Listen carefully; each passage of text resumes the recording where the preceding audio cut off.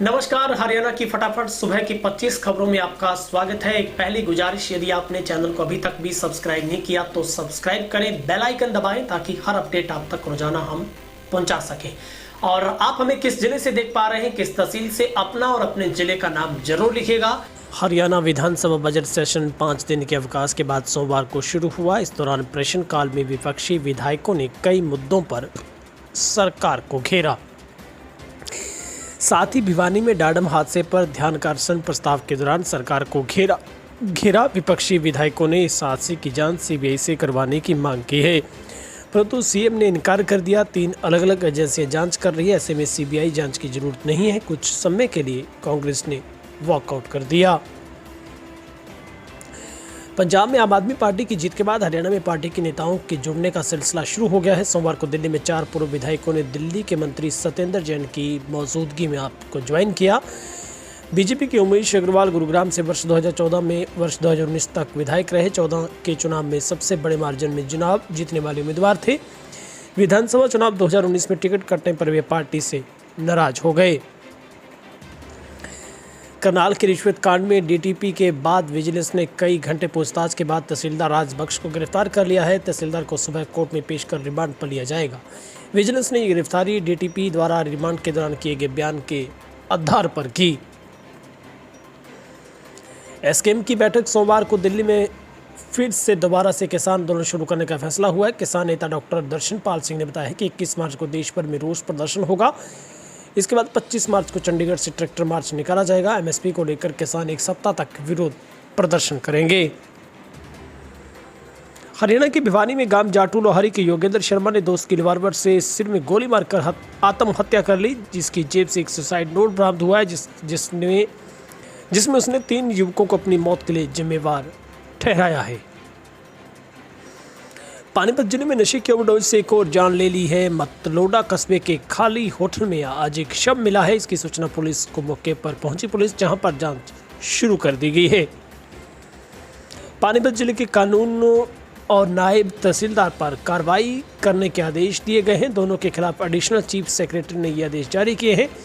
आदेशों में दोनों को दोषी करार देते हुए गलत काम को खारिज करने में बारे में कहा है। इस पर जल्द कार्रवाई कर शिकायतकर्ता मुख्यालय की रिपोर्ट करने के संबंधित अधिकारियों को आदेश दिए गए हैं। फतेहाबाद में लघु सचिवालय में आज मांगों को लेकर फतेहाबाद, रतिया, भुन्ना सहित आसपास क्षेत्र से किसान भारी संख्या में ट्रैक्टर ट्राली लेकर पहुंचे। किसानों ने डीसी कार्यालय पर रात्रि पड़ाव का ऐलान किया, जहां रात और कल दिन भर यहां धरना देंगे और अपनी आवाज बुलंद करेंगे। हरियाणा के 75 विधायकों की 8 तदर्थ कमेटियों ने डिमांड पर रायशुमारी कर अपनी रिपोर्ट सदन में सौंप दी है। मुख्यमंत्री ने वित्त मंत्री के रूप में 8 मार्च को विधानसभा में वर्ष 2022-23 के 177 255 करोड़ रुपए का एक बजट पेश किया था। हरियाणा गठन 1966 के बाद पहली बार ऐसा हुआ जब लोकसभा की तर्ज पर इस प्रकार की व्यवस्था अपनाई गई। पंचकुला की चंडी मंदिर पुलिस ने ब्याज दिलवाने के नाम पर 25 लाख रुपए की धोखाधड़ी के मामले में आरोपी को गिरफ्तार किया है। गिरफ्तार किए गए आरोपी की पहचान राहुल और मोनूवासी नवा कोट चुबल रोड अमृतसर के तौर पर हुई। सिरसा में हिसार रोड पर मुख्य बस अड्डे के समीप सामने से आ रही जेसीबी की चपेट में आने से स्कूटी सवार छात्रा मुस्कान की मौत हो गई।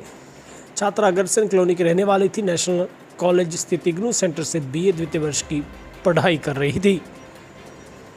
रोहतक में वीटा मिल्क प्लांट के पास दर्दनाक हादसा हो गया। एक ट्रक ने बाइक सवार 2 व्यक्ति एक महिला को अपनी चपेट में लिया। ट्रक से कुचलने से दोनों व्यक्तियों की मौके पर मौत हो गई, जबकि गंभीर रूप से घायल हुई महिला को पीजीआई के ट्रॉमा सेंटर में भर्ती किया गया। सिरसा में पुलिस की एंटी नारकोटिक्स टीम ने नाका तोड़कर भागी एक गाड़ी को करीब 30 किलोमीटर तक पीछा कर पकड़ा है। तलाशी के दौरान गाड़ी से सवार युवकों से 60 ग्राम हेरोइन, कुछ नशे के इंजेक्शन बरामद हुए हैं। रोहतक के गांव रिटोली में 2 सप्ताह पहले डबल मर्डर में शामिल 10-10 हजार के नामी सहित 5 बदमाश एसटीएफ के हत्थे चढ़ गए हैं। रिटोली में हुई गैंगवार का एक अब एसटीएफ ने पूरी तरह से खुलासा कर दिया। इसमें अवैध हथियार भी बरामद हुए हैं। जींद में भिवानी रोड स्थित एक निजी हॉस्पिटल में महिला की डिलीवरी को लेकर लापरवाही का आरोप लगाते हुए परिजनों ने जमकर बवाल काटा। आरोप है कि हॉस्पिटल में प्रशासन की लापरवाही के चलते उनकी बच्ची की मौत हो गई।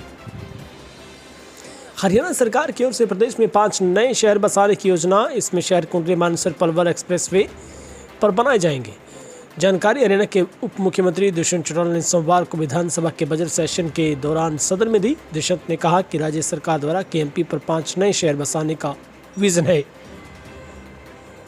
हरियाणा विधानसभा बजट सेशन में सोमवार को कुल 7 विधेयक सदन पटल पर रखे गए। इनमें हरियाणा विधि संशोधन विधेयक 2022, हरियाणा निरसन विधेयक, हरियाणा अग्निशम आपातकालीन सेवा विधेयक, हरियाणा नगरपालिका विधेयक, हरियाणा नगर निगम विधेयक, हरियाणा सहकारी सोसाइटी विधेयक, हरियाणा किसान कल्याण प्राधिकरण विधेयक शामिल है। आर्थिक रूप से कमजोर वर्गों के लिए हरियाणा सरकार द्वारा कई योजनाएं चलाई जा रही हैं। इन योजनाओं का उद्देश्य आर्थिक रूप से कमजोर लोगों को वर्ग को मदद करना, ताकि उनमें बेहतर सुविधाएं मुहैया करवाई जा सके। मुख्यमंत्री परिवार समृद्धि योजना हरियाणा सरकार की अनूठी पहल है, जिसके तहत हरियाणा के सभी EWES के लिए दुर्घटना बीमा, हरियाणा के किसानों और असंगठित श्रमिकों के लिए सुनिश्चित पेंशन और पारिवारिक भविष्य निधि सुनिश्चित की गई है। हरियाणा के बिजली मंत्री रणजीत सिंह ने पंजाब में मतदाताओं ने आम आदमी पार्टी के अनुभवहीन लोगों को सत्ता सौंपी है। पंजाब में हुए सत्ता परिवर्तन का हरियाणा में कोई असर दिखाई नहीं देगा। वे रविवार को शहजादपुर में किसान मजदूर संगठन हरियाणा द्वारा आयोजित किसानों से सीधा संवाद कार्यक्रम में बोल रहे थे। इस दौरान उनको पगड़ी पहनाकर सम्मानित भी किया गया।